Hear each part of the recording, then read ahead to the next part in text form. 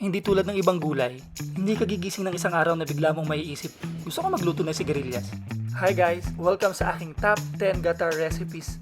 Kahit sino ay pwedeng magluto dito sa Manila. Please like and subscribe. Nilagay ko yung lista ng ingredients sa description box. Pag may tanong, post nyo lang sa baba. At salamat sa panonood. Tara, let's start! May mabait na tao na nagbigay sa akin ng tinapang tamban o kaya ang galunggong, pero mas okay ito dahil libre, kahit matinik.